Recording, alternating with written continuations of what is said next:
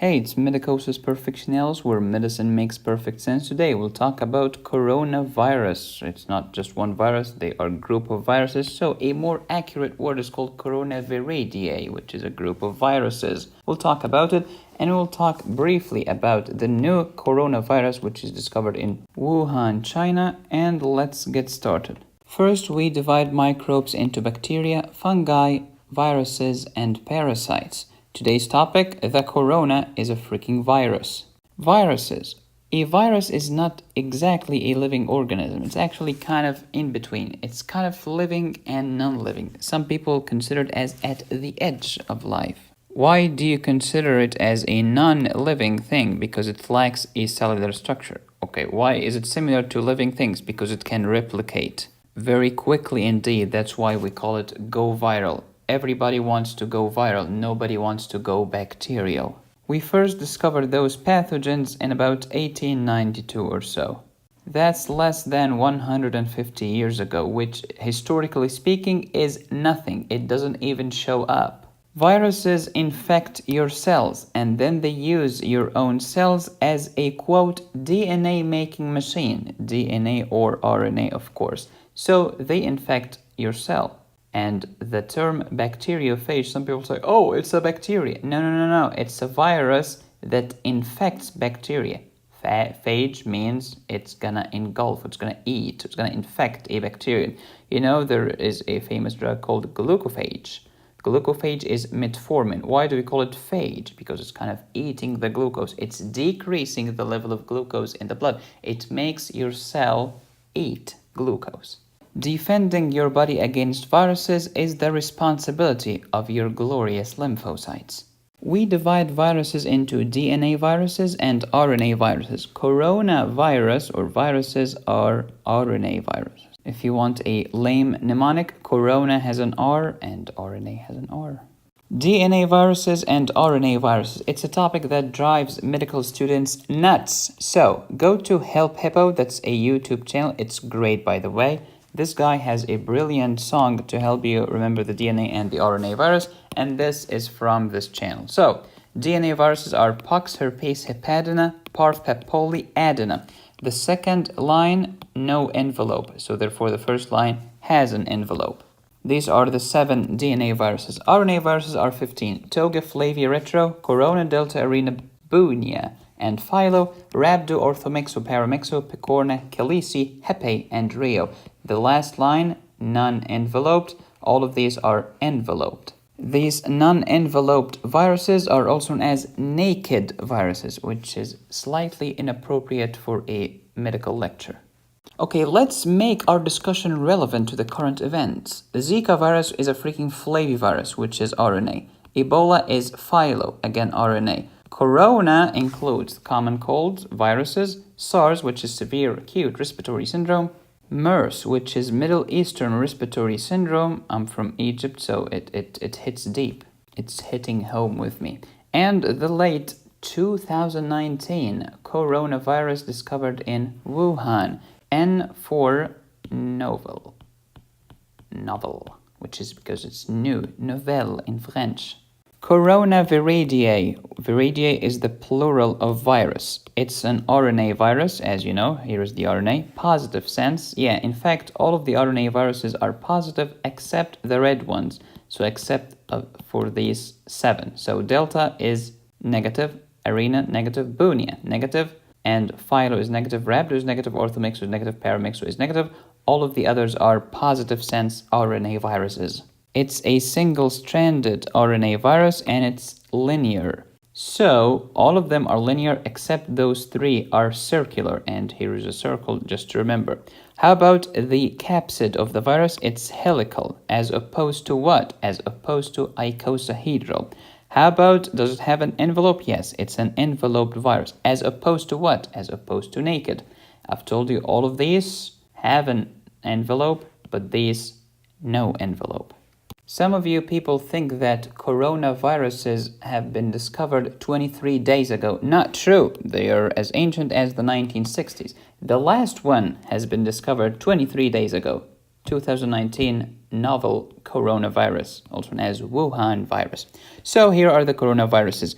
229E and OC43 in the 1960s, and we have SARS, CoV is for coronavirus, H for human, coronavirus NL63, and then HK, Hong Kong, and H is also for human, U1 in 2005, MERS, which is the Middle Eastern Respiratory Syndrome, in 2012, and the later Wuhan virus just 23 days ago in December 2019, New Year's Eve.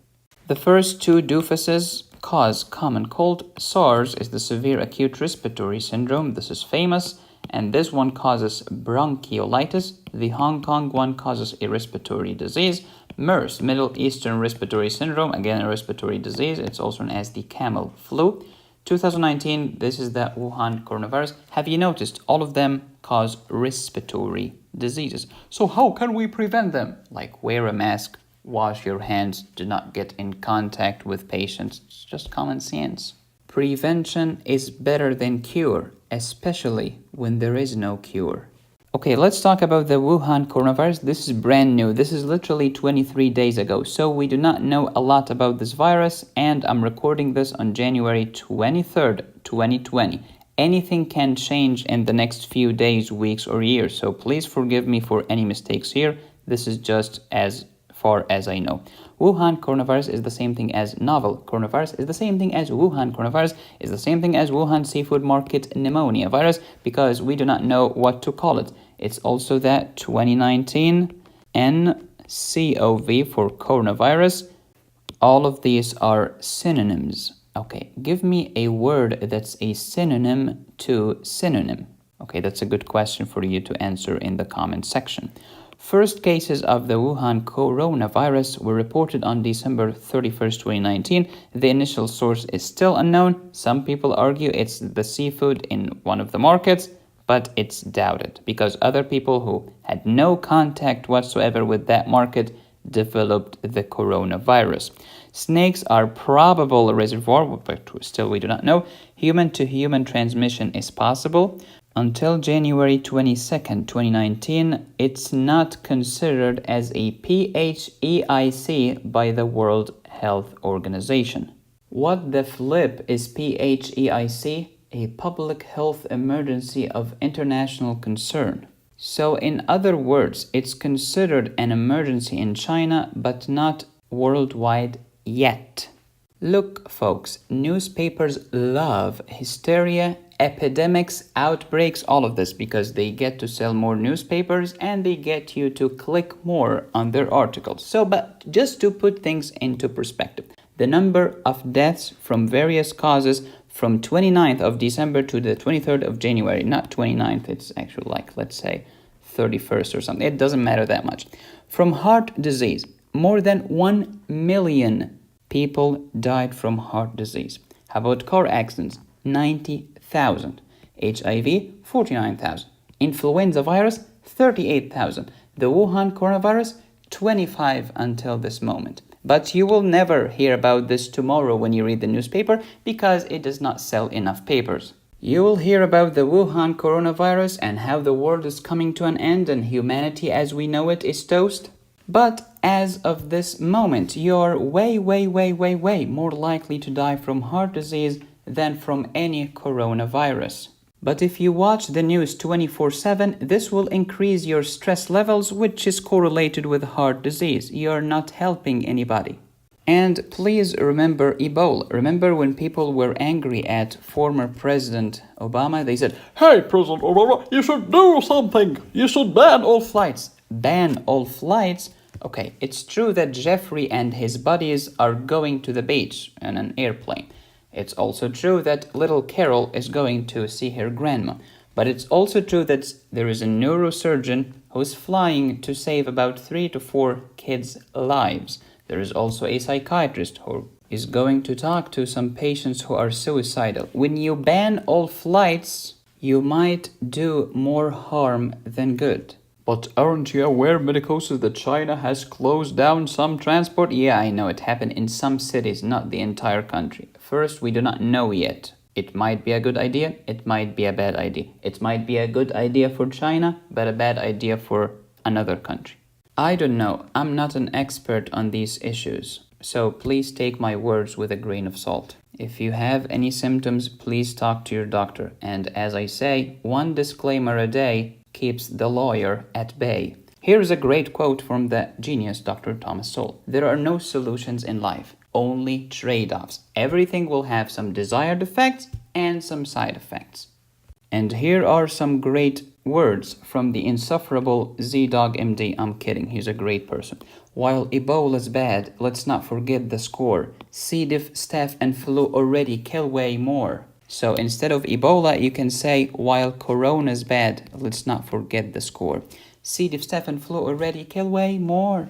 Okay, medicosis, so what's your prediction about the Wuhan virus? It's difficult to make predictions, especially about the future.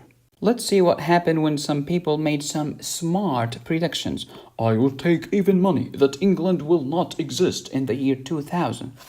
We are in 2020 and right now people in England are watching this video. He is a professor at Stanford, which tells you something. He is also the author of the famous book, The Population Bomb, which has lots of false predictions. Here is another wrong prediction by another Paul. By 2005 or so, it will be clear that the internet's impact on the economy has been no greater than the fax machines.